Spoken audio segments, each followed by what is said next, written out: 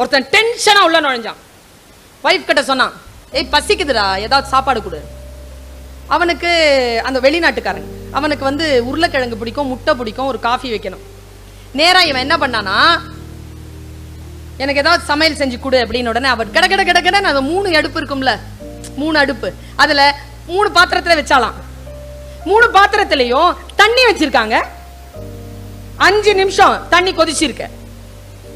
கொதிச்ச உடனே உருளைக்கிழங்கு வச்சிருந்தா எடுத்து அந்த தண்ணிக்குள்ள போட்டா, முட்டை வச்சிருந்தா அதை எடுத்து அந்த தண்ணிக்குள்ள போட்டா, காஃபி விதை இருக்குல்ல அது வச்சிருந்தா அந்த தண்ணிக்குள்ள போட்டா.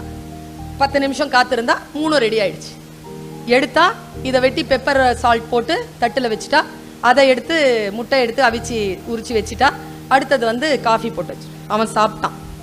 சாப்பிட்ட அந்த மனைவி சொன்ன எவ்வளவு மனைவி பேச்ச கேளுங்க. குழந்தைகளுக்கு மனைவியின் தொடர்பாக எந்த நகைச்சுவையையும் சொல்லுவதற்கு அனுமதிக்காது. யார் ஒருவர் வீட்டில் மனைவியை மதிக்கிறார்களோ அவர்கள்தான் ஏறுபோல் பீடு நடை போடக்கூடிய வாய்ப்பை சமூகத்தில் பெறுகிறார்கள். இது நான் சொல்லல, வள்ளுவன் சொன்னான். புகழ் புரிந்த இலோர்க்கு இல்லை, இகழ்வார் முன் ஏறுபோல் பீடு நடை. பாரதி சொன்னா, மானம் சேர்ப்பது மனைவியின் வார்த்தைகள், எழுத்து தெய்வம் எழுதுகோல் தெய்வம் மனையாளும் தெய்வம். பாரதி. இதெல்லாம் 60 வயசுக்கு மேலாம் டயலாக் சொல்லக்கூடாது. அவ இல்லனா நான் இல்லை, உன்னை கரம் பிடித்தேன், வாழ்க்கை ஒளிமயமானதடி, என் தேவையை யார் அறிவார், உன் போல் தெய்வம் ஒன்றே அறியும். எல்லாம் above 60 35க்குள்ளேயே சொல்ல ஆரம்பிச்சிருங்க. வாழ்க்கையில ஜாலியா இருப்பீங்க. சின்ன பிள்ளைகளுக்கு என்ன ஆகுதுன்னா, நான் இந்த காஃபி பீன் கதையை நிறுத்திட்டு சொல்றேன். என்ன ஆகுதுன்னா, பொம்பளை பிள்ளைங்களுக்கு எது பிடிக்காது தெரியுமா? ஆண்களுக்கு தெரியாதுல்ல. பெண்களுக்கு எது பிடிக்காதுன்னு ஆண்களுக்கு தெரியாது. பெண்களுக்கு எது பிடிக்காதுன்னா அவங்களை கிண்டல் பண்றது பிடிக்காது. கிண்டல் பண்ணிட்டீங்கன்னு வச்சுக்கோங்க, உங்களுக்கு ரொம்ப பிடிக்கும். உங்களுக்கு என்டர்டெயின்மெண்ட் அதுதான். ஒருத்தர் இங்க கோயம்புத்தூர்ல ஒருத்தர் சொன்னாருங்க, லீடிங் அக்கௌண்டன்ட்டுங்க, அவரு சார்ட்டர்ட் அக்கௌண்டன்ட். அவர் சொன்னாருங்க, என் வாழ்க்கையில நான் 35 வயசுல பண்ண தப்பு இப்ப 60 வயசுல அனுபவிச்சுட்டு இருக்கிறேன் மேடம். என்ன சொன்னீங்கன்னு கேட்டேன். என்னுடைய மனைவியினுடைய தங்கையினுடைய மாமியார் இறந்து போயிட்டாங்க. நான் சாவுக்கு போக முடியல, என் மனைவி அனுப்பி வச்சிருந்தேன். நான் 10 நாள் துக்கத்துக்கு தான் போனேன். 10வது நாள் துக்கத்துக்கு போய் என் குழந்தையாகிட்ட இப்படி சொன்னேன். என்ன சொன்னீங்க? இப்ப பாருங்க, உங்க மாமியார் சாவுக்கு நான் வரலங்கிறதுனால என் மாமியார் சாவுக்கு வராம இருந்துடாதீங்கன்னு. அந்த அம்மா 30 வருஷமா அதை மனசுல வச்சுக்கிட்டு 60 வயசு ஆன உடனே கோர்த்து வெளியில எடுத்து விடுது. இவரால் தாங்க முடியல. நல்லா தெரிஞ்சுக்கோங்க, நீங்க சொன்னீங்கன்னா சிரிக்கிற மாதிரி தான் இருப்பாங்க, வேற வழி கிடையாது எங்களுக்கு. நாங்க சிரிச்சோம், ஆனா உள்ள ஒரு முத்து மாலை வச்சிருக்கோம், அதுல ஒவ்வொரு முத்தா கோத்து வச்சுப்போம். 60 வருஷத்துக்கு அப்புறமா நீங்க தள்ளாட ஆரம்பிப்பீங்கல்ல, அப்ப அந்த முத்து மாலையை எடுத்து ஒவ்வொரு முத்தா கோர்த்து எடுத்து காட்டுவோம். அதனால ஜாக்கிரதையா வயசானவங்க சின்ன பிள்ளைங்களுக்கு சொல்லி தந்துருங்க, மனைவிய நீங்க தயவு செஞ்சு கிண்டல் பண்ணாதீங்க.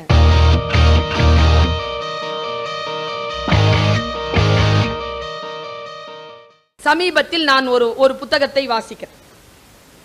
அதுல ஒரு காட்சி, அந்த காட்சி என்ன வேற மாதிரியா யோசிக்க வச்சிருச்சுங்க. கடவுள் என்ற கான்செப்ட் இருக்குல்ல, நம்ம எல்லாருமே கடவுளை நேசிக்கிறோமா இல்ல? கடவுளை நேசிக்கிறோம். கடவுள்னா நமக்கு ரொம்ப பிடிக்கும். கடவுளுக்கு எது பிடிக்கும் தெரியுமா? அது நமக்கு தெரியாதே. கடவுளுக்கு என்னங்க பிடிக்கும்? நான் சொல்றேன் பாருங்க என்ன பிடிக்கும்னு. கடவுளுக்கு எதை பிடிக்கும்? கடவுளுக்கு என்னத்தை பிடிக்கும்? நான் வாசித்துக் கொண்டிருக்கின்ற புத்தகத்திற்கு பெயர் பாகவதம். பாகவதம் வாசிக்கிறேன். பாகவதத்தில் ஒரு காட்சி. எனக்கு கிருஷ்ணனை ரொம்ப பிடிக்கும். எனக்கு குருமார்கள் எல்லாரையும் பிடிக்கும். அந்த கணக்கு டீச்சரை கூட தான் எல்லாரையும் பிடிக்கும் எனக்கு. ஏன்னா டீச்சர்ல ஆசிரியன் இருக்கான் இல்லையா? நீங்களும் நானும் ஆசிரியர் தான். எனக்கு ஆசிரியராக இருக்கக்கூடியவர்களை பேசுகிறேன். சாதாரணமான மனிதர்கள் வாங்கி வரக்கூடிய ஆயுள் என்கின்ற வரத்தை தான் ஆசிரியர்களும் வாங்கி வருகிறார்கள். ஆனால் அவர்கள் நமக்காகவும் நம் பிள்ளைகளுக்காகவும் இந்த சமூகத்திற்காகவும் தன் மூச்சை வெளிப்படுத்துகின்ற விதத்தில் அதை முழுமையாக வாழ்வதில்லை என்பதை மட்டும் யார் ஒருவர் கவனத்தில் கொள்கிறார்களோ அப்பொழுது ஆசிரியருக்கான மரியாதை என்பது என்ன என்பதனை இந்த சமூகம் புரிந்து கொள்ளும். தன் வாழ்நாட்களை கொடுப்பவர்கள் ஆசிரியர்கள். காசு பணம் கொடுக்கறவங்க இல்ல, வாழ்நாள கொடுக்கறவங்க. ஆசிரியர்கள் எனக்கு பிடிக்கும். ஆசு என்றால் குற்றம், இரிதல் என்றால் களைதல், குற்றங்களை களைபவர்கள் ஆசிரியர்கள். குரு என்கின்ற சமஸ்கிருத சொல்லுக்கு என்ன பொருள் என்றால், கு என்றால் இருள், ரு என்றால் விளக்குதல். இருளை விளக்குபவன் குரு. ஆசிரியன் என்பவன் வழிகாட்டுபவன், குரு என்பவன் வாழ்ந்து காட்டுபவன். ஆச்சாரியன் என்பவன் யார் தெரியுமா? குருவை விட மேலானவன். அவன் தன்னை விட சிறப்பானவர்களை உருவாக்குபவன் ஆச்சாரியன். பரமாச்சாரியன் என்பவர் நம்முடைய பிறப்பிற்கான ரகசியத்தை நமக்கு சொல்லித் தருபவன். வசிஷ்டாச்சாரியன் என்பவன் நம்மை கரைந்து போக செய்து மறுபிறப்பு இல்லாமல் நம்மை கரைத்து நமக்கு முக்தி தருபவன். அந்த கான்செப்ட்ல வரக்கூடியவர் தான் கிருஷ்ணர். கிருஷ்ணர் அப்படிப்பட்டவர். வசிஷ்டாச்சாரியனாக நிற்கிறார். எனக்கு ஆசிரியராக நான் இருப்பதனால் ஒரு விஷயத்தை நான் ரொம்ப நுட்பமா அந்த கிருஷ்ணரை பார்க்கிறேன். கிருஷ்ணர் 18 நாள் போர்ல அர்ஜுனனோட நின்றார். எங்க தெரியுமா? இங்க யாராவது டீச்சர்ஸ் வந்திருக்கிறீங்கன்னா அவங்க கவனத்திற்கு, அந்த ஆசிரியன் ஒரு நாளும் அர்ஜுனனை எப்படி போரிடுவது என்று சொல்லித்தரவே இல்லைங்க. ஏன் தெரியுமா? அந்த ஆசிரியனுக்கு தெரியும் இவன் வில்லாதி வீரன் என்று. இவனுக்கு எதுவும் சொல்லி தருவதற்கு ஒன்றும் இல்லை. இவன் அந்த துறையில் எல்லாவற்றையும் கற்றிருக்கிறான் என்பதனை தெரிந்து வைத்திருந்தான் அந்த குரு. எதை சொல்லி தந்தான் தெரியுமா? எப்படி போர் செய்வது என்று சொல்லி தருபவன் அல்ல, ஏன் போர் செய்ய வேண்டும் என்றுதான் சொல்லி தந்தான். ஆசிரியர்களுடைய கடமை அது. நாம் ஏன் அந்த குழந்தைகளுக்கு பாடம் சொல்லி தர வேண்டும்? எப்படி படிப்பது என்று சொல்லி தந்து விடாதீர்கள். ஏனென்றால் அவர்களுக்கு அது ரொம்ப நல்லா தெரியும். நாம சொல்லி கொடுக்கறதுல தான் பழா போதும். அதுங்க பாட்டுக்கு படிச்சாலே நல்லா வந்துரும். இன்னைக்கு வந்திருக்குதுங்க கேள்வி, 27 மதிப்பெண் தமிழ்ல வந்து பாடத்துக்கு உள்ளந்து கேட்டான், பாடத்துக்கு உள்ளந்து கேட்டான், பாடத்துக்கு உள்ளந்து கேட்டாங்கிறாங்க எல்லாரும். வேற எங்க இருந்து கேட்க சொல்ற? பாடத்தை ஒழுங்கா படிச்சிருந்தா கொஸ்டின் பேங்க மட்டும் வச்சுக்கிட்டு பொழப்பு நடத்தாம பாடத்திற்குள் போய் அந்த குழந்தைக்கு ஒரு தெளிவை ஏற்படுத்தி இருந்தால் அது எப்படி போராடுமோ அப்படி போராடி கொள்ளும் தானே. அந்த முறைக்குள் வருபவன் கிருஷ்ணன். அப்படி நின்னு ஜெயிக்கிறான். நான் பாகவதத்தை படிக்கிறேன். ஒரு காட்சி எனக்கு ரொம்ப பிடித்தமான காட்சி. எனக்கு பீஷ்மர் ரொம்ப பிடிக்கும். தாடிலாம் வச்சுட்டு பாரு. இச்சா மரணதாரி. நான் நினைச்சா சாவு அந்த ஆளுக்கு. நான் நினைக்கிறவருக்கும் சாவு இல்லை. அந்த மாதிரி ஆட்கள் எல்லாம் ரொம்ப பிடிக்கும் எனக்கு. யாரும் நம்மளை கொண்டு போட்டு போக கூடாது. நாம நினைச்சாதான் சாவணும். எனக்கு யானையை ரொம்ப பிடிக்குங்க. யானை ஏன் தெரியுமா? யானை எவ்வளவு வேணாலும் விளையாடலாம். யானை கிட்ட எவ்வளவு வேணாலும் அதுகிட்ட வேலை வாங்கலாம், எவ்வளவு நாளும் அடிக்கலாம், எவ்வளவு நாளும் துரத்தலாம். ஆனால் அதன் எல்லை எது என்று யானை தான் தீர்மானிக்கும். அதனால எனக்கு யானையை பிடிக்கும். நம்ம எல்லையை நாம பிடிக்கணுங்க. இந்த குழந்தைகளுக்கு சொல்றேன், நல்லா படிச்சு பாஸ் பண்ணிடு. ஏன் தெரியுமா? அவங்க எல்லாம் சொல்ற மாதிரி எல்லாம் வச்சுக்காத. ஏன் தெரியுமா பாஸ் பண்ணணும்? நம்ம பாஸ் பண்ணோம்னா நம்ம நினைச்ச மாதிரி நம்ம வாழ்க்கை அமைச்சிக்கலாம். இல்லைன்னா அவங்க சொல்ற மாதிரி போகணும். அது ரொம்ப வலி. அடுத்தவங்க சொல்ற மாதிரிலாம் வாழ முடியாதுங்க. நம்ம வாழ்க்கையை நாம தான் தீர்மானிக்கணும். அப்படின்னா நாம ஜெயிச்சுக்கிட்டே போகணும். நாம ஜெயிச்சா நம்ம வாழ்க்கையை நாம் தீர்மானிக்கலாம். நாம் தோற்றால் நம் வாழ்க்கை அடுத்தவர்கள் தீர்மானிப்பார்கள் என்பதை மட்டும் குழந்தைகளுக்கு சொல்லி தாருங்கள். அவர்கள் ஜெயிக்கின்ற வழி அவர்களுக்கே தெரிந்து போகும். நான் வாசிக்கிறேன், ஒரு அந்த இச்சா மரணதாரி அவர் கூப்பிடுறாருங்க கிருஷ்ணனை. ஓய் வா, என்ன போருக்கு வந்துட்டு ஆயுதம் தூக்க மாட்டியா? மரியாதையா வந்து கொல்லுங்கிறார். கிருஷ்ணா ஏற்கனவே சத்தியம் பண்ணிட்டாங்க, நான் ஆயுதத்தை தூக்க மாட்டேன்னு சத்தியம் பண்ணி இருக்கிறான். அவர் சொல்றாரு, நீ ஆயுதம் தூக்கல, என்னோட நீ போரிடல, இன்றைய இரவு நான் அக்னி பிரவேசம் செய்து செத்து போவேன். இது வந்து பீஷ்மர் கொடுத்த உறுதி. அவர் கத்துறாருங்க. இந்த உறுதிமொழி கொடுத்த உடனே கோவம் வந்துருச்சு கிருஷ்ணனுக்கு. துள்ற ஓவரா. பார்த்தன் சொல்றான், கிருஷ்ணா உணர்ச்சி வசப்படாத, உன் சத்தியத்தை உடைக்க போறாங்க, நீ உணர்ச்சி சும்மா இரு. கீழே குதிச்சாம் பாருங்க கிருஷ்ணன். கையில வந்து அந்த சக்கரவர்த்தி எடுத்துட்டு ஓடுறாங்க. ஓடி போகும்போது எல்லாரும் வந்து பிடிச்சிட்டாங்க. யார? கிருஷ்ண பரமாத்மாவை பிடிச்சிட்டாங்க. அன்னைக்கு போர் முடிஞ்சது. நேரா டென்ட்ல கோவமா உட்கார்ந்துருக்கான். பார்த்தன் ஒன்னும் பண்ணல. பார்த்தன்றா அர்ஜுனன், அவன் ஒன்னும் பண்ணல. நேரா டென்ட்டுக்குள்ள போனான். என்ன என்ன என்னை கோபப்படுத்தி விட்டான் பீஷ்மன். இந்த டிராமாலாம் என்கிட்ட காட்டாத. எதுக்கு இந்த டிராமா? என்ன டிராமா? ஒரு டிராமாவும் இல்ல. இல்ல இல்ல டிராமா தான். ஏன்னா எப்படி சொல்ற இது டிராமான்னு எப்படி சொல்ற? கிருஷ்ணா இங்க பாரு, உன் லீலை என்கிட்ட வச்சுக்காத. உன் கையில இருந்தது சக்கராயுதம். ஆமா, இருந்த இடத்துல இருந்து விட்டு இருந்தாலும் அவன் செத்துருப்பான். எதுக்கு ஓடன? இது அர்ஜுனன் கேட்ட கேள்விங்க. பிடிப்பாங்கன்னு தானே, அவனை கொல்ல மாட்டான்னு தானே, அவனை கொல்ல கூடாதுன்னு முடிவு பண்ணல. ஏன் கிருஷ்ணா கையில ஆயுதத்தை எடுத்தேன்? அப்போ கிருஷ்ணன் சொன்ன வார்த்தை தான் பாகவதம் சொல்கிறது. கிருஷ்ணன் சொன்னான். அந்த பொசிஷனுக்கு வந்துட்டான் மறுபடியும்.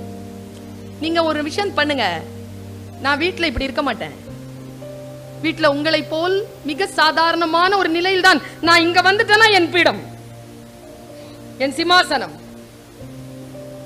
அவர்கள் பீடத்தில் உட்கார்ந்தால் அவருடைய வார்த்தைகளை நாம் கவனமா கேட்கணும். வீட்டுல கேட்கிற மாதிரி இல்ல. உங்க வீடுகளில் விளையாடுகின்ற பிள்ளைதான் இங்கே வந்து வேற ஒரு நிலையில அப்படி உட்காரும். இந்த அம்மா வீட்டுல எவ்வளவு சாதாரணமா இருப்பாங்க. அவங்க அந்த பொசிஷன்ல உட்கார்ந்து அந்த கிரீன் பெண்ணை எடுத்தாங்கன்னா சர்வ நாடியும் ஒடுங்கி நம்ம உட்காரணும் முன்னால. ஏன்னா அந்த கிரீன் பெண்ணுக்கு அவ்வளவு பவர். அவன் உட்கார்ந்துட்டான். சீட்ல உட்கார்ந்துட்டு பேசுனாங்க. கிருஷ்ணன், என்ன கேட்டாய்? ஏன் ஓடன? அப்படித்தானே கேட்ட. உனக்கு ஒரு விஷயம் தெரியுமா? இன்னைக்கு நான் போகாமல் இருந்திருந்தால் பீஷ்மன் செத்திருப்பான். எப்படி சொல்ற? அவன் ஆணையிட்டு விட்டான். நான் ஆயுதம் தூக்கவில்லை என்றால் அவன் செத்து விடுவேன் என்றான். அந்த சத்தியத்தை காப்பாற்றுவதற்காகத்தான் ஆயுதம் எடுத்தேன். அப்போ நீ செஞ்ச சத்தியம், நீ சத்தியத்துல தோக்கலாமா? நீ பகவான் இல்லையா? உடனே அந்த பகவான் சொன்னான், ஆம் நான் பகவான், அவன் பாகவதன், என் பக்தன் அவன். பகவான் தோற்கலாம், பாகவதன் தோற்க கூடாது என்பதுதான் என் இலக்கு என்று சொன்னான் கிருஷ்ணன். இறைவனுக்கு எது விருப்பம் என்றால் அவன் தோற்க தயாராக இருக்கிறான். நாம் ஜெயிக்க வேண்டும். பல நேரங்களில் அவனை ஜெயிக்க வைக்கிறோம் என்று சொல்லி மனிதர்களாகிய நாம் தோற்றுக் கொண்டிருக்கிறோம். இந்த சூழ்நிலை நம்முடைய நாட்டில் இருந்து அகல வேண்டும் என்றால் நாம் சரியான வகையில் இறை தத்துவத்தை புரிந்து கொள்ள வேண்டும். நம்முடைய மனங்களில் வரக்கூடிய அந்த அழுக்கு என்கின்ற சொன்னாங்க இல்லையா, மனத்து கண் மாசு இளநாதல் அனைத்து அரண் எது தெரியுமா? தவம், அன்பு தவம் என்று சொன்னார்கள்.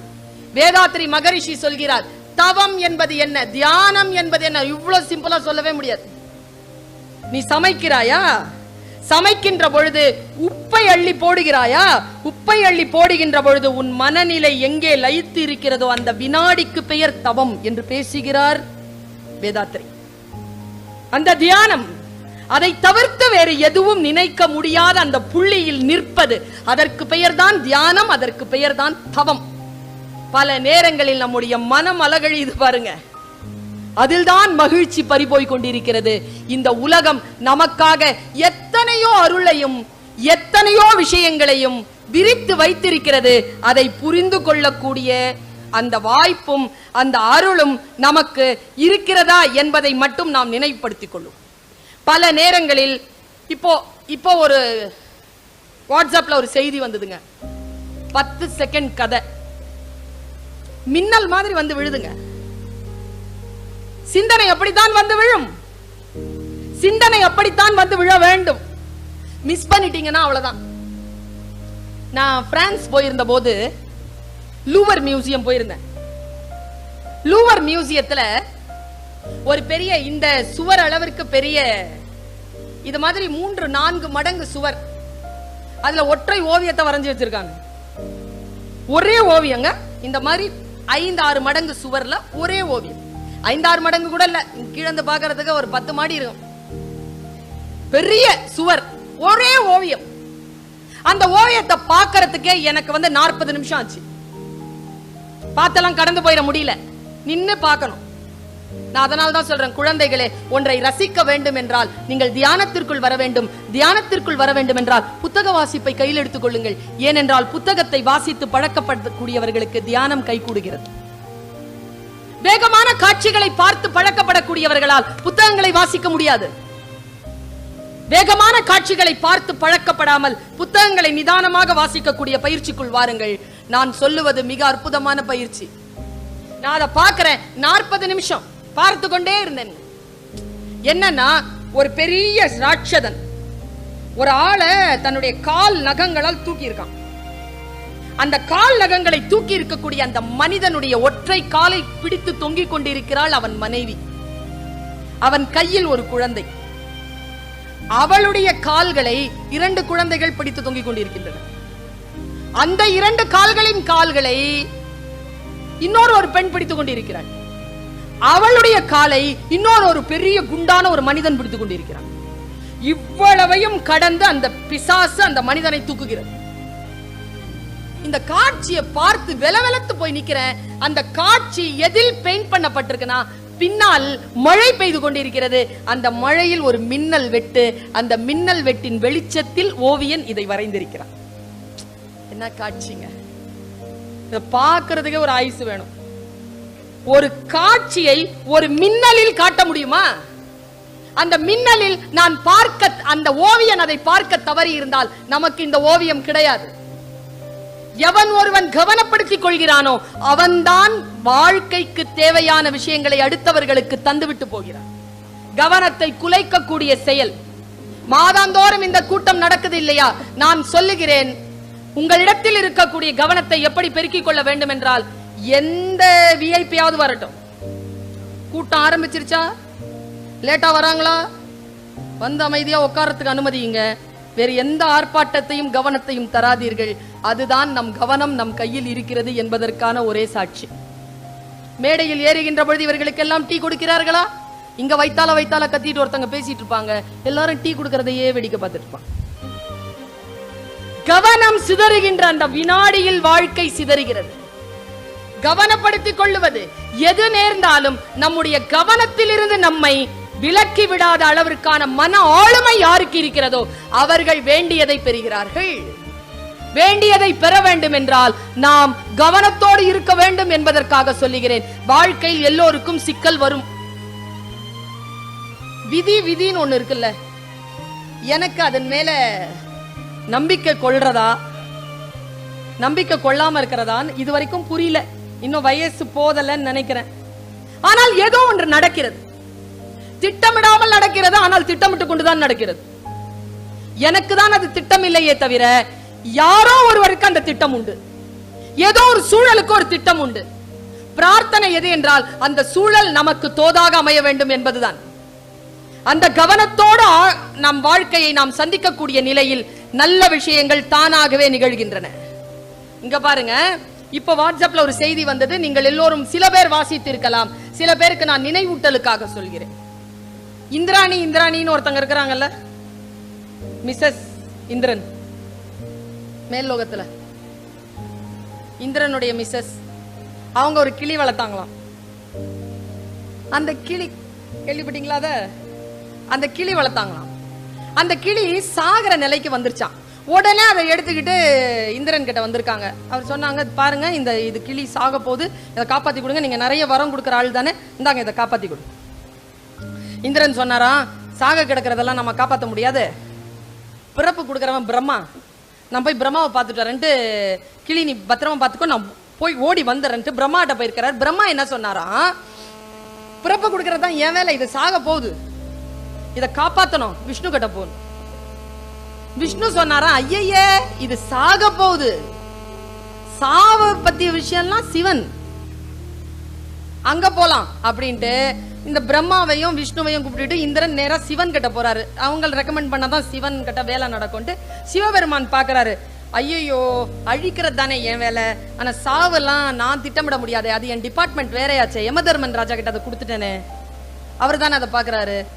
சரி வா போய் அவர்கிட்ட சொல்லலாம்னு சொல்லிட்டு இந்திரன், பிரம்மா, விஷ்ணு, சிவன் இவங்க எல்லாரும் சேர்ந்து யமதர்மன் கிட்ட போன உடனே யமதர்மன் எழுந்திருச்சு நின்னுட்டாரு. என்னடா 4 பேரும் வந்துட்டாங்களேன்னு எழுந்திருச்சு நின்னுட்டு, என்ன ஆச்சு? இல்ல இந்திராணி ஒரு கிளி வளர்க்குது, அது கிளிக்கு என்ன அழிவு எல்லாம் வந்துட்டு இருக்குது, அது எப்படி செத்துருமா, அது காப்பாத்து. ஓ, ஒவ்வொன்றுத்துக்கும் ஒரு ஓலை இருக்குது, அந்த ஓலை அந்த ரூம்ல வச்சிருக்கிறேன், ஓலையை பார்த்தாதான் பார்க்க முடியும், என்ன மேட்டர்னு சொல்ல முடியும், வாங்க ரூம்குள்ள போலாம். அப்படின்னு திறந்து ரூம்குள்ள போறாங்க. ரூம்குள்ள யார் யார் போறா? Indiran, mister Brahma, mister Vishnu, mister Sivaperuman and mister Yamadharman Raja. 5 பேரும் உள்ள போறாங்களா, டக்குன்னு ஓலை அறுந்து விழுந்துருச்சு. எடுத்து பார்த்தா அந்த கிளியினுடைய ஆயுள் இந்த 5 பேரும் ஓலையை பார்க்க வரும்போது முடியும் என்று எழுதியிருக்கிறது. ஒழுங்கு மரியாதை அவங்க இடத்துல இருந்திருந்தாங்கன்னா, இந்த நல்லது செய்யறோம்னு சொல்லிட்டே நிறைய பேர் நாசம் பண்ணிட்டு இருக்கோம் அப்படிங்கிறதுக்கான விஷயம் தெரியாம போய் உதவி செய்யறது இருக்குல்ல. விஷயம் எனக்கு ஃபர்ஸ்ட் எய்டு, நான் ஃபர்ஸ்ட் எய்ட் கிளாஸ்க்கு போகும்போது தான் NSS ஆபீசர். ஃபர்ஸ்ட் எய்ட் கிளாஸ்க்கு போகும்போது தான் ஒரு விஷயம் தெரிஞ்சு போச்சு. ரோட்ல யாராவது அடிபட்டு கிடந்தா உடனே தூக்க கூடாது, ஆம்புலன்ஸ்க்கு போன் பண்ணணும்னு. ஏன்னா தூக்குனா என்ன ஆயிருக்கு, தூக்கி ஒருத்தன் வந்து ஆட்டோல போட்டு போயிருக்கிறான், போய் வாசல்லையே இறந்துட்டான். அந்த ஆள் என்னன்னா முதுகு தண்டுல ஒரு சின்ன கிராக், இவன் ஆடின ஆட்டத்துல வெடிச்சு செத்துட்டான் ஆட்டோல. சில பேர் பழைய படம் பார்த்துட்டு கத்தி குத்தி இருந்ததுன்னா அதை உருவி விட்டுருவாங்க தெரியுமா. உருவ கூடாது கத்திய, ஏன்னா கத்தி குத்தி இருந்தாதான் பிளட் அங்க நிக்கும். உருவி விட்டீங்கன்னா பிளட் லாஸ் ஆகி செத்துருவாங்க சீக்கிரம். நமக்கு சினிமா பார்த்தே பல விஷயங்களை நம்ம பண்றோம். கற்றுக்கொள்ளுதல். சாக்ரட்டிஸ் சொன்னான்ல, சாகறதுக்கு 2 நாள் அன்னைக்கு சாக்ரட்டிஸ் ஒரு பாட்டை கேட்டான். கேள்விப்பட்டிருக்கீங்களா? அந்த பாட்டு வந்து எங்க இருந்தோ வந்திருக்கு. அப்ப பக்கத்துல இருந்தவங்க கேட்டிருக்கான், ஏய் தோழனே, நீ வந்து இந்த வாசிக்கிறாயே, இதை எனக்கு சொல்லித்தாயேன். பக்கத்துல இருந்த அந்த தோழன் சொன்னானா, 2 நாள்ல சாக போற சாக்ரட்டிஸ், இதை தெரிஞ்சுக்கிட்டு என்ன பண்ண போற? சிறையில். சாக்ரட்டிஸ் சொன்னான், நான் சாகும் போது இந்த ஆர்கன் எனக்கு வாசிக்க தெரியும் என்ற ஒரு எண்ணம் போதாதா? சாகும் போது கூட ஏதேனும் கற்றுக்கொள்ள வேண்டும் என்று நினைத்தான் சாக்ரட்டிஸ். அதுதான் இந்த உலகத்தை அவன் பல கேள்விகளால் துளைத்ததற்கு காரணம். சாக்ரட்டிஸினுடைய தத்துவமே வேற எதுவுமே கிடையாது. ஏன் இப்படி இருக்கிறது, ஏன் இப்படி இருக்கக்கூடாது, இவ்வளவுதான் சாக்ரட்டிஸ். சாக்ரட்டிஸ்க்கு எந்த தத்துவமும் கிடையாது. இந்த क्वेश्चन தான் சாக்ரட்டிஸ். விழிப்புணர்வோடு இருத்தல், ஒரு விஷயத்தை ஆழமாக தெரிந்து கொள்ளக்கூடிய சூழலை உருவாக்குதல். பாருங்க, நான் இப்ப சமீபத்தில் என்னுடைய பையன், அவன் வந்து எனக்கு சில விஷயங்களை ஜாலியா பேசுவான் போன்ல. சின்ன பையன், 18 வயசு. அவன் மைண்ட் படிக்கே ஒரு விஷயம் என்கிட்ட சொன்னாங்க. எனக்கு இந்த வயதில் சில விஷயங்கள் கற்றுக்கொண்டேன். குழந்தைகள் தான் பேசுகிறார்கள், ஆனால் அந்த குழந்தைகள் பேசுகின்ற பொழுது பெரிய பெரிய விஷயங்களை நமக்கு விட்டு செல்கிறார்கள். பெரிய பெரிய விஷயங்கள். அவன் சொன்னான் பாருங்க, ரொம்ப பிரச்சனையா இருக்குடா அப்படின்னு. நீ ஒருத்தன் இப்படிதான் பிரச்சனைன்னு நுழைஞ்சானா. நடா எனக்கே கதை சொல்றியடா. 2 மினிட்ஸ்ல முடிச்சிடறேன். சரி சொல்லு, நீ பேசுற உலகமே கேக்குதுல, நான் பேசுற 2 நிமிஷம் கேள அப்படின்னா. சரி சொல்லு. ஒருத்தன் டென்ஷனா உள்ள நுழைஞ்சான். வைஃப் கிட்ட சொன்னான், ஏய் பசிக்குதுடா, ஏதாவது சாப்பாடு கொடு. அவனுக்கு அந்த வெளிநாட்டுக்காரங்க, அவனுக்கு வந்து உருளைக்கிழங்கு பிடிக்கும், முட்டை பிடிக்கும், ஒரு காஃபி வைக்கணும். நேரா இவன் என்ன பண்ணானா, எனக்கு ஏதாவது சமையல் செஞ்சு கொடு அப்படின்னு. உடனே அவர் கடை அந்த 3 அடுப்பு இருக்கும்ல, 3 அடுப்பு, அதுல 3 பாத்திரத்துல வச்சாலாம். 3 பாத்திரத்திலையும் தண்ணி வச்சிருக்காங்க. 5 நிமிஷம் தண்ணி கொதிச்சிருக்க. கொதிச்ச உடனே உருளைக்கிழங்கு வச்சிருந்தா எடுத்து அந்த தண்ணிக்குள்ள போட்டா, முட்டை வச்சிருந்தா அதை எடுத்து அந்த தண்ணிக்குள்ள போட்டா, காஃபி விதை இருக்குல்ல அது வச்சிருந்தா அந்த தண்ணிக்குள்ள போட்டா. 10 நிமிஷம் காத்திருந்தா 3 ரெடி ஆயிடுச்சு. எடுத்தா இதை வெட்டி பெப்பர் சால்ட் போட்டு தட்டுல வச்சுட்டா, அதை எடுத்து முட்டை எடுத்து அவிச்சு உரிச்சு வச்சுட்டா, அடுத்தது வந்து காஃபி போட்டு வச்சு அவன் சாப்பிட்டான். சாப்பிட்டு அந்த மனைவி சொன்ன எவ்வளவு மனைவி பேச்ச கேளுங்க. குழந்தைகளுக்கு மனைவியின் தொடர்பாக எந்த நகைச்சுவையையும் சொல்லுவதற்கு அனுமதிக்காது. யார் ஒருவர் வீட்டில் மனைவியை மதிக்கிறார்களோ அவர்கள்தான் ஏறுபோல் பீடு நடை போடக்கூடிய வாய்ப்பை சமூகத்தில் பெறுகிறார்கள். இது நான் சொல்லல, வள்ளுவன் சொன்னான். புகழ் புரிந்த இலோர்க்கு இல்லை, இகழ்வார் முன் ஏறுபோல் பீடு நடை. பாரதி சொன்னா, மானம் சேர்ப்பது மனைவியின் வார்த்தைகள், எழுத்து தெய்வம் எழுதுகோல் தெய்வம் மனையாளும் தெய்வம். பாரதி. இதெல்லாம் வந்து 60 வயசுக்கு மேலாம் டயலாக் சொல்லக்கூடாது. அவ இல்ல நான் இல்லை, உன்னை கரம் பிடித்தேன், வாழ்க்கை ஒளிமயமானதடி, என் தேவையை யார் அறிவார், உன் போல் தெய்வம் ஒன்றே அறியும். எல்லாம் above 60 35க்குள்ளேயே சொல்ல ஆரம்பிச்சிருங்க. வாழ்க்கையில ஜாலியா இருப்பீங்க. சின்ன பிள்ளைகளுக்கு என்ன ஆகுதுன்னா, நான் இந்த காஃபி பீன் கதையை நிறுத்திட்டு சொல்றேன். என்ன ஆகுதுன்னா, பொம்பளை பிள்ளைங்களுக்கு எது பிடிக்காது தெரியுமா? ஆண்களுக்கு தெரியாதுல்ல. பெண்களுக்கு எது பிடிக்காதுன்னு ஆண்களுக்கு தெரியாது. பெண்களுக்கு எது பிடிக்காதுன்னா அவங்களை கிண்டல் பண்றது பிடிக்காது. கிண்டல் பண்ணிட்டீங்கன்னு வச்சுக்கோங்க, உங்களுக்கு ரொம்ப பிடிக்கும். உங்களுக்கு என்டர்டெயின்மெண்ட் அதுதான். ஒருத்தர் இங்க கோயம்புத்தூர்ல ஒருத்தர் சொன்னாருங்க, லீடிங் அக்கௌண்டன்ட்டுங்க, அவர் சார்ட்டர்ட் அக்கௌண்டன்ட். அவர் சொன்னாருங்க, என் வாழ்க்கையில நான் 35 வயசுல பண்ண தப்பு இப்ப 60 வயசுல அனுபவிச்சுட்டு இருக்கிறேன் மேடம். என்ன சொன்னீங்கன்னு கேட்டேன். என்னுடைய மனைவியினுடைய தங்கை, என்னுடைய மாமியார் இறந்து போயிட்டாங்க. நான் சாவுக்கு போக முடியல, என் மனைவியை அனுப்பி வச்சிருந்தேன். நான் 10 நாள் துக்கத்துக்கு தான் போனேன். 10வது நாள் துக்கத்துக்கு போய் என் குழந்தையாகிட்ட இப்படி சொன்னேன். என்ன சொன்னீங்க? இங்க பாருங்க, உங்க மாமியார் சாவுக்கு நான் வரலங்கிறதுனால என் மாமியார் சாவுக்கு வராம இருந்துடாதீங்கன்னு. அந்த அம்மா 30 வருஷமா அதை மனசுல வச்சுக்கிட்டு 60 வயசு ஆன உடனே கோர்த்து வெளியில எடுத்து விடுது. இவரால் தாங்க முடியல. நல்லா தெரிஞ்சுக்கோங்க, நீங்க சொன்னீங்கன்னா சிரிக்கிற மாதிரி தான் இருப்பாங்க, வேற வழி கிடையாது எங்களுக்கு. நாங்க சிரிச்சோம், ஆனா உள்ள ஒரு முத்து மாலை வச்சிருக்கோம், அதுல ஒவ்வொரு முத்தா கோத்து வச்சுப்போம். 60 வருஷத்துக்கு அப்புறமா நீங்க தள்ளாட ஆரம்பிப்பீங்கல்ல, அப்ப அந்த முத்து மாலையை எடுத்து ஒவ்வொரு முத்தா கோர்த்து எடுத்து காட்டுவோம். அதனால ஜாக்கிரதையா, வயசானவங்க சின்ன பிள்ளைங்களுக்கு சொல்லி தந்துருங்க, மனைவிய நீங்க தயவு செஞ்சு கிண்டல் பண்ணாதீங்க. அதே மாதிரி பெண்களை அச்சுறுத்தாதீர்கள். பெண்களை அச்சுறுத்தினால் என்ன நடக்கும்? அப்பொழுது நீங்கள் செய்வதை சொல்வதை அவர்கள் கேட்டுக்கொள்வார்கள். ஆனால் அதற்கு பிறகு நீங்கள் விரும்பாததை எல்லாம் செய்வார்கள். சரியா? இப்போ ஒரு வாட்ஸ்அப்ல ஒரு மெசேஜ் படிச்சேன். யானை இல்ல, யானைக்கு வெறி வந்துச்சுன்னா ஃபர்ஸ்ட் டார்கெட்டே பாகன்தான். ஃபர்ஸ்ட் டார்கெட்டே அவன் தான்.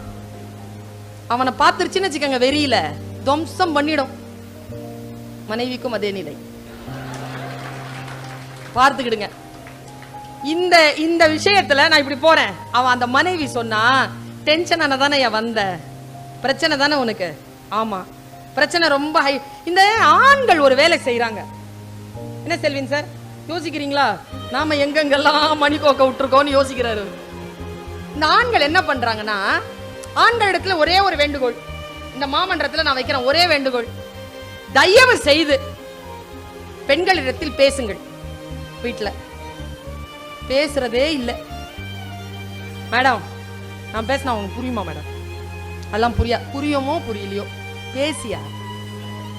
நாளை காலையில 8 மணிக்கு கான்ஃபரன்ஸ் போனோம். சரிங்க, 3 நாள் போறல, என்ன ஆச்சுங்க? எப்படிங்க இருந்துச்சு கான்ஃபரன்ஸ்? அதெல்லாம் நல்லா தான் இருந்துச்சு. அவ்வளவுதானா? இங்க வந்திருக்கிறீங்கல்ல, வீட்டுல என்ன நடந்ததுன்னு கேட்டா 6 மணில இருந்து சொல்லணும்.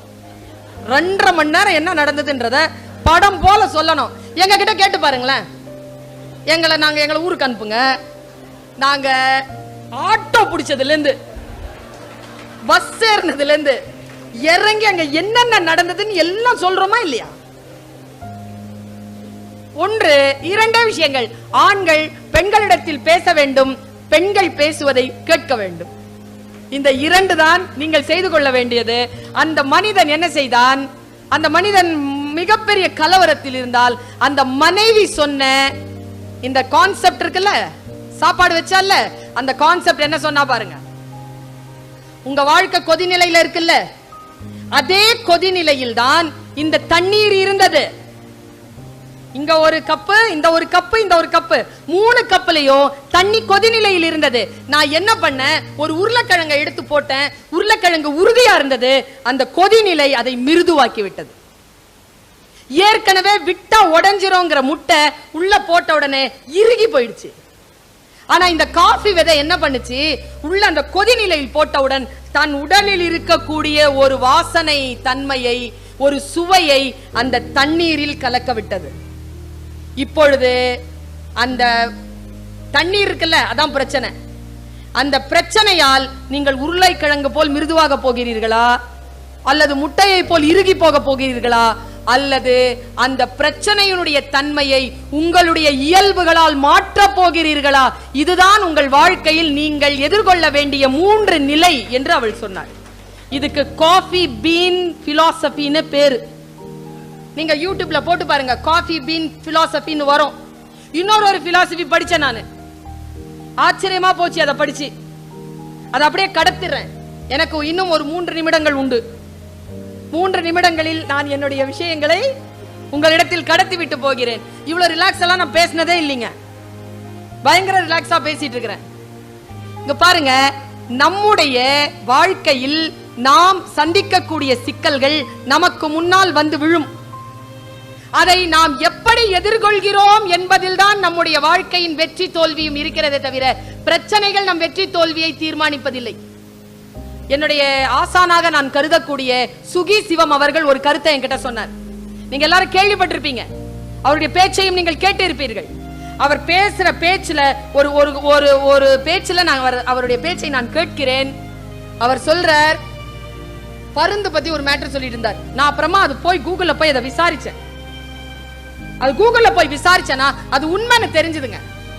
ஒரு பறவை இருக்குல்ல, பருந்து, அதுக்கு 150 வருஷமாங்க ஆயுள். ஆனா அது சாதாரணமா 80 வருஷம் வாழ்ந்துருமா. 81வது வயசுல செத்துருமாங்க. எப்படி சாவும்னா, சாவு வந்து சாவாது, அந்த அலகு இருக்குல்ல அது உடைஞ்சி இறக்கவ முடியாம, கால்ல இருக்கக்கூடிய நகங்கள் உடைஞ்சி இறக்கவ முடியாம பசியில செத்து போகுமா. சில பருந்து என்ன பண்ணுமா, இந்த சூழ்நிலைக்கு தான் வந்த உடனே மேலே ஏறி ஒரு குகையில போய் உட்கார்ந்துக்குமா. உட்கார்ந்துட்டு தான் பலவீனமாக இருக்கக்கூடிய அந்த நகங்கள் இருக்குல்ல அத பிச்சு போட்டுருமாங்க. பலவீனத்தை பிச்சு போட்டுருமா. போட்டுட்டு தன்னுடைய இறகுகள் இருக்குல்ல, அது சிதிலம் அடைஞ்ச இறகுகள் எல்லாம் பிச்சு போட்டுருமா. போட்டுட்டு அந்த அலகு இருக்குல்ல அதை அடிச்சு ஒடிச்சிருமா. ஒடிச்சிட்டு உட்கார்ந்து இருக்குமாங்க. சில காலம் பல காலம் ஆகுமா. ஆக ஆக இயற்கை அந்த காத்திருப்புக்கு புதிய இறகுகளையும் புதிய நகங்களையும் புதிய அலகுகளையும் அதற்கு தருமாம். புதிய அலகுகளை பெற்ற, புதிய சிறகுகளை பெற்ற, புதிய நகங்களை பெற்ற பருந்து மீண்டும் 80 ஆண்டுகள் வாழும் என்று அவர் சொன்னார். பலவீனங்களை ஜெயிக்கிறதுனா என்னங்க? என்ன பலவீனங்களை ஜெயிக்கிறதுனா, இதோ குழந்தைகளை வைத்திருக்கிறீர்கள். நானும் நீங்களும் வாழ்ந்த வாழ்க்கையா இந்த குழந்தைகளுக்கு நீங்கள் தருகிறீர்கள். என்ன வசதி, என்ன வசதி செஞ்சு கொடுத்துட்டு இருக்கீங்க. நம்ம அம்மா கிட்ட, எனக்கு என் அம்மா கிட்ட டிவி பார்க்க போறதுக்குன்னு சொல்லிட்டு நான் 3 நாள் வேலை செய்வேங்க வீட்டுல. ஞாயிற்றுக்கிழமை அன்னைக்கு ஒரு என்னங்க நமக்கு என்டர்டெயின்மெண்ட் நம்ம காலத்துல. வியாழக்கிழமை ஆச்சுன்னா என்னது, தாய் நிலம் தந்த வரம் தாவரம் வயலும் வாழும்.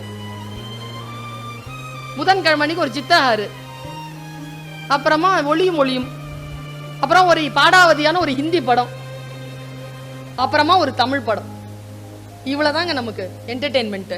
இன்றைய குழந்தைகளுக்கு எவ்வளவு என்டர்டெயின்மெண்ட் இருக்கு, எவ்வளவு விஷயங்களை கொடுக்குறீங்க.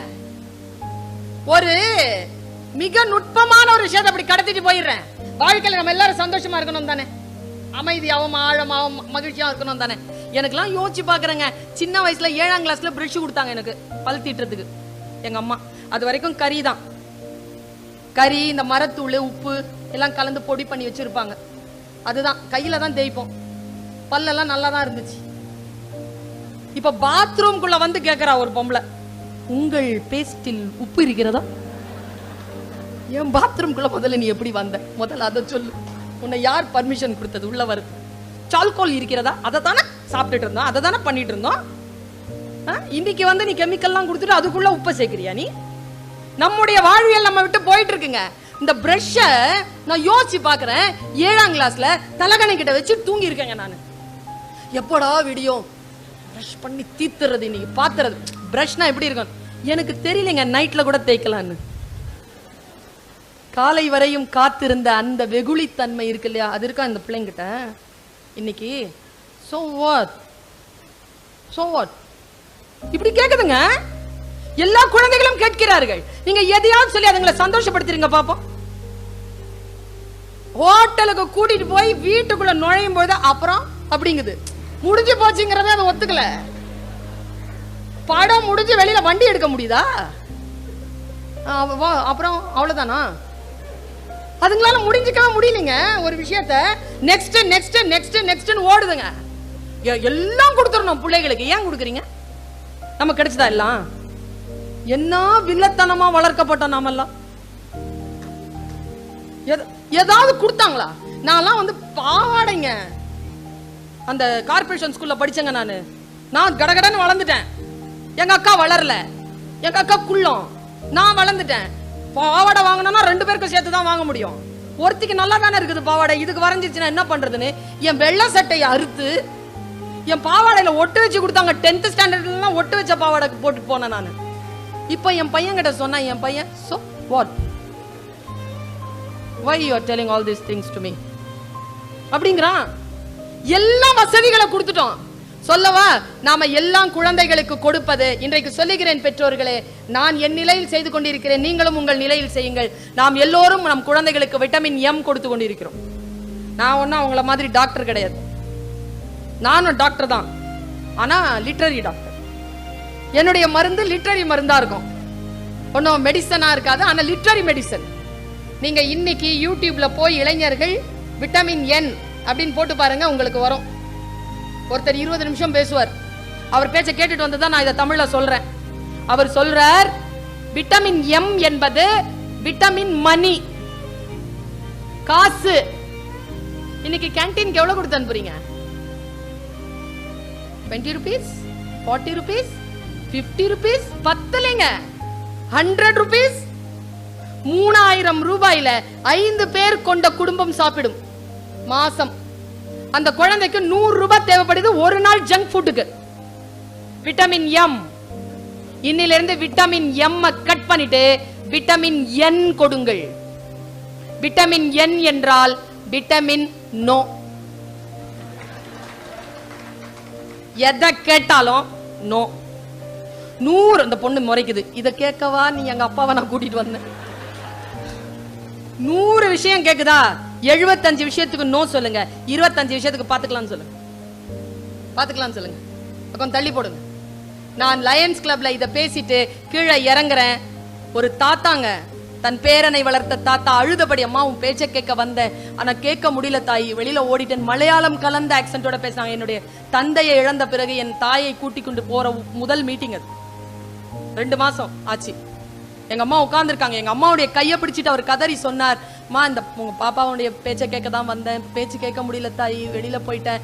இது என் பேரனுடைய போட்டோன்னு ஒரு போட்டோவை காட்டுறாரு. 22 வயசு பையன் கழுத்துல போட்டுட்டு இறந்து கிடக்குறான். அவர் சொன்ன வார்த்தை என்ன தெரியுமா? நான் பிராக்டிக்கலா நான் சொல்றேன். அவர் சொன்ன வார்த்தை, என் பேரனுக்கு நானோ என் பையன் என் பொண்ணோ என் மருமகனோ எதையுமே நோ சொல்லலமா, எல்லாத்துக்கும் எஸ்ன்னு சொன்னோமா, அதனால வெளியில யாரோ நோ சொல்லிட்டாங்க, தாங்காம செத்துட்டாமா. நோ அப்படிங்கிறது நம்முடைய உடலில் நாம் கொடுக்கக்கூடிய எதிர்ப்பு சக்தி. அந்த எதிர்ப்பு சக்தியோட குழந்தைகளை வளருங்கள். அது உலகத்தில் இருக்கக்கூடிய அனைத்து போராட்டங்களையும் சந்தித்து நமக்கு முன்னால் ஒரு வீராங்கனையாகவோ வீரனாக வந்து நிற்கும். மகிழ்ச்சி என்பது நம் மக்கள் நம்மை விட புத்திசாலித்தனமாக வளர்வது.